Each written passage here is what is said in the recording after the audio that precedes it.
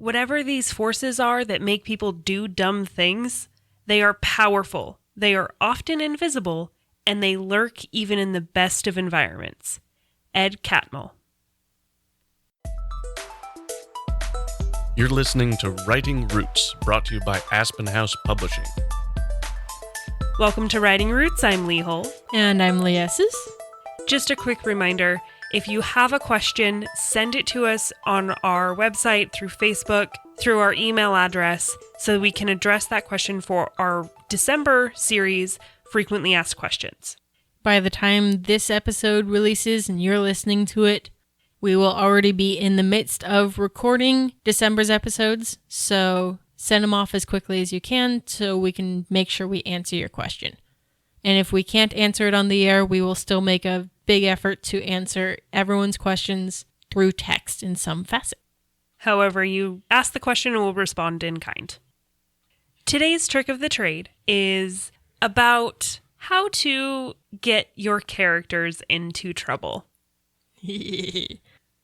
Throwing in obstacles is a great way to make sure that your main character is challenged, is seen as powerful because they're overcoming more. And as a writer and a storyteller, if you're stuck, make your character miserable. There's always something to write about in that category. Honestly, if you're stuck, the reason is probably because the situation is too easy for your main character. And you have nothing to fill the middle with because, well, they should be able to already solve it, right? Throwing in obstacles is going to be your best solution to that. When I'm plotting my story, I line plot points with certain word counts. So by the time I'm 50,000 words into the book, I should have had this happen. I should have had this happen. Well, okay, you told us earlier, skip to the good part. Yes. If you need to get out another 5,000 words first, because your writing style is similar to mine, throw in an obstacle on the way. This is how Pixar tends to write their stories. They are all about obstacles. The opening quote from today's episode was actually the founder of Pixar. So we're going to break down how you can use Pixar's storytelling format to create obstacles for your characters specifically. If you ever get the chance, Pixar has 22 rules of storytelling. We're not going to cover all of those, maybe in a bonus episode sometime in the future. But a lot of those rules orient around this concept of challenging your characters, making things difficult, throwing in obstacles. The first rule on our list is you admire a character for trying more than for their successes. Think about what your character is good at. What are they comfortable with? Throw the polar opposite at them and challenge them. How do they deal with it? When you're stuck, make a list of what wouldn't happen next. Lots of times, the material to get you unstuck will show up. If you were your character in this situation, how would you feel? Honesty lends credibility to even the most unbelievable of situations. What are the stakes? Give us a reason to root for the character. What happens if they don't succeed? Stack the odds against them. And of course, coincidences to get characters into trouble are fantastic. Coincidences to get them out of it are cheating. That last one is my favorite. Making sure your character is challenged every step of the process makes them epic, makes the story epic, makes the journey worth reading. So if you noticed in the rules that we listed, every single one of them is based on your character. So if you don't know your character's faults, their flaws, their strengths, then you aren't going to be able to write plausible, good obstacles. But my character doesn't have a flaw. She's perfect in every way. Make one. If only we were all as fortunate as your main character. Trust me, your character has a flaw. And if they don't, they're really boring and no one's going to want to read them. We did discuss this concept over the summer during our word count episode of throwing in challenges because an easy victory is a boring victory. But we wanted to make sure that we drilled this in in your tricks of the trade, because whenever you are telling a story, if you're entertaining somebody or trying to teach them, whatever reason it is that you're telling this story, having obstacles, I think it helps us as readers deal with the obstacles in our own lives. I may be getting a little existential here, but seeing this character, rooting for this character to stop the main bad guy from destroying the world, helps us deal with our bosses at work. So if you're struggling to figure out where to start in giving them obstacles that aren't necessarily an essential piece of the plot, the first place you want to go is subplots. You need more than one struggle happening at the same time.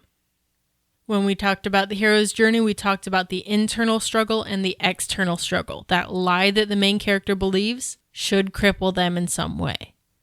We will be talking about this a little bit more in our next episode titled Yes, But, because those plot lines are very good at feeding into the next. Those subplots are essential. So you have that internal struggle, the lie that the main character believes, and the external struggle, this bad guy who's about to take over the world. If you're bored with one, go on the other route for a while. Challenge them in that way. The place that they're beginning to feel like could be a home for them, destroy it. These types of obstacles that destroy any emotional progress that your character is making compel the reader forward, compel the story forward. Another place to go is leaving footholds somewhere in your story. Little gaps that aren't necessary to be wrapped up in order to satisfy the reader at the end, but which you can use to create obstacles later, especially if you have a named character early on that never shows up again.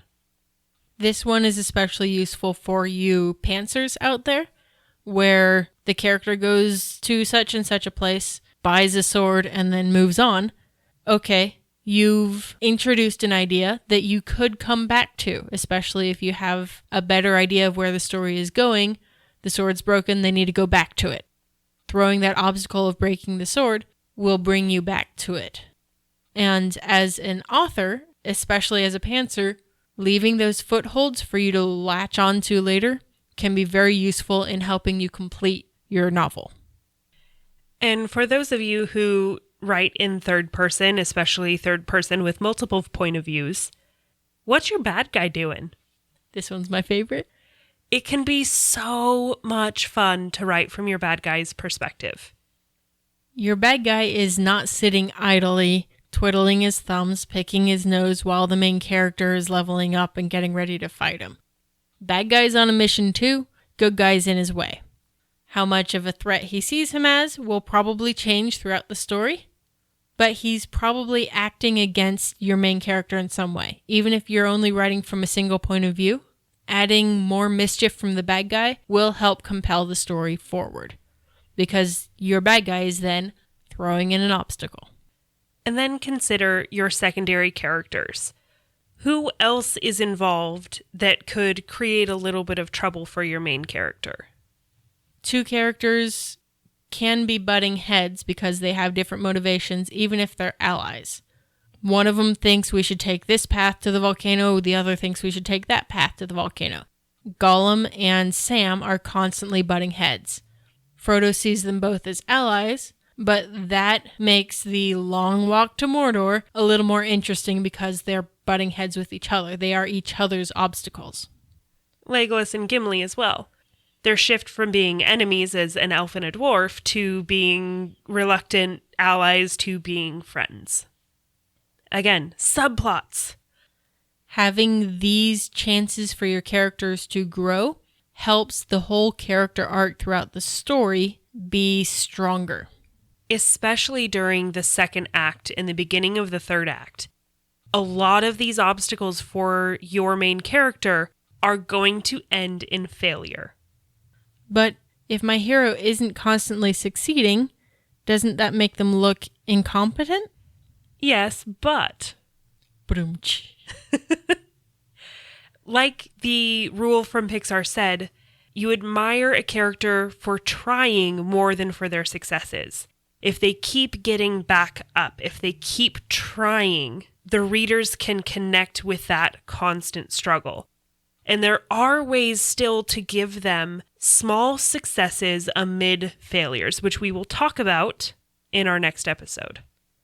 When your main character is failing is when we are most connected to them emotionally. Giving them success, but at a price, is coming next. So stay tuned, and until we see you next time, Write selfishly. If you have a question or comment for our hosts or a topic you'd like us to cover, send us an email at writingroots@aspenhousepublishing.com or find us on Facebook by searching for Aspen House Publishing.